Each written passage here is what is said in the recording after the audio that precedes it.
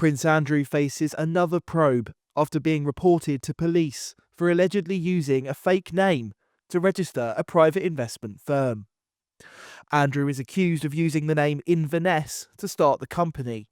It was revealed back in 2019 the Prince had set up the fund under the name Andrew Inverness to channel deals made at Buckingham Palace. Looking at Companies House, the Duke owned 4 other companies under the same name. This week, Graham Smith, the chief executive of Republic, reported Andrew to police about one of these companies, Naples Gold Limited. He alleges Andrew Inverness is a false name and that Andrew had also incorrectly listed a London address as his place of residence. The late Queen gave Andrew the title Earl of Inverness when he married Fergie in 1986.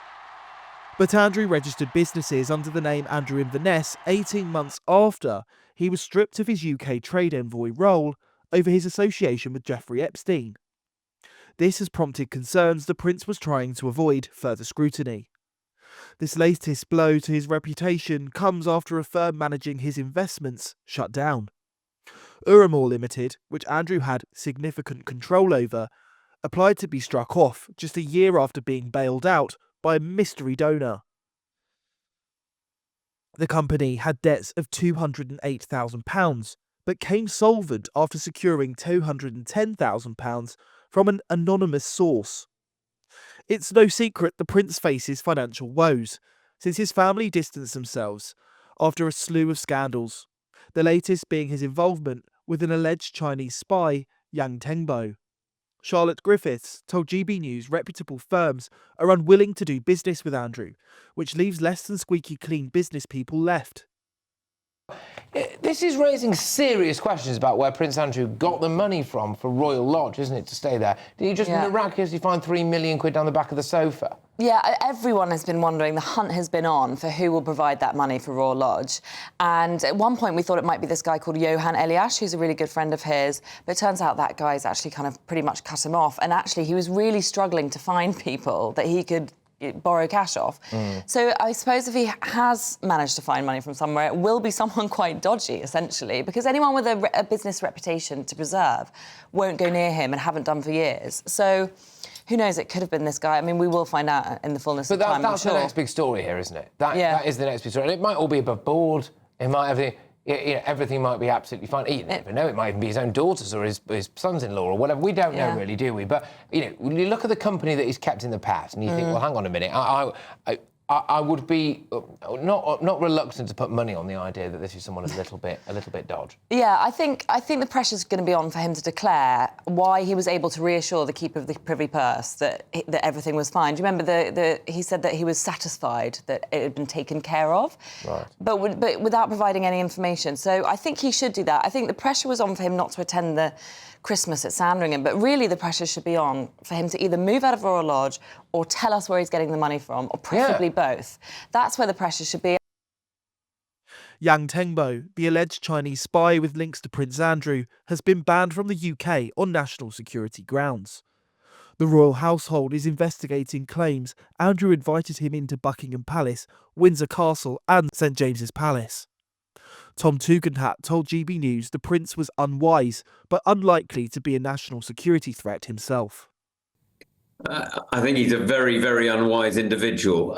Look, he doesn't have access to any secrets. He doesn't have access to anything of any particular importance. And you've seen that the king has been extremely careful in making sure that his position in the royal family is extremely limited. I think the king's played this extremely wisely. I think what he's done and the way in which he's protected himself and the country has been extremely sensible. I think you don't need me to tell you that Prince Andrew's been an idiot over many years. That seems to be what we're seeing now. So you are firmly in the camp of Prince Andrew's an idiot. He's not actually a nefarious actor. Look, I mean, you've got to assume that what he's doing is just deeply unwise. I've seen no proof of intelligence in any other way. Okay.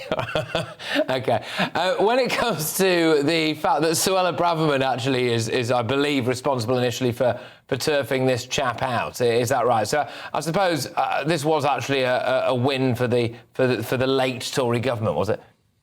Absolutely. Look, we spent an awful lot of effort, an awful lot of time making sure that individuals were identified. And if they were not the sort of people we wanted here for various different reasons, we made sure that they didn't get in. And this is one of those moments where we were able to take the action that we needed to take. Prince Andrew's relations with his family are set to suffer even further in the wake of these latest allegations. Emotions were fraught before Christmas, Richard Fitzwilliams told GB News, and the family felt they had no choice but to exclude him from Christmas at Sandringham. Simply after the gruesomely embarrassing revelations of the past week, I mean, you simply couldn't have had Andrew and Sarah Ferguson at Sandringham, and certainly not at the walk to St Mary Magdalene's Church, which goes worldwide. But the question also is, there's the extended family lunch, which King Charles is hosting at Buckingham Palace on Thursday. Now, it is again something we must hope that Andrew recuses himself from that. I mean, it's simply been one disaster after another. And of course, this last week, I mean, the fact that we know that Yang Penbo, the alleged Chinese spy, was in fact running pitch at Palace in China for Andrew, and how close they got. We saw the pretty embarrassing extracts from documents from Andrew's senior advisor. I mean, it's essentially, I think it boils down to what in the Mail is reported. The new humiliation means Andrew may never appear in public with the royals again, bar perhaps Richard, but could it set a new trend? Could you mean, he doesn't go this year, he'll probably have a lovely time sitting watching a movie and his big brother on television at 3:00 and all that sort of thing. And Christmas is Christmas, and they'll get through it. Very good. Could Edward next year say, do you know what, Charles, I'll not go either. We're going to have a better time on our own, whatever. A lot of people may just be looking at a lovely excuse to get out of all this.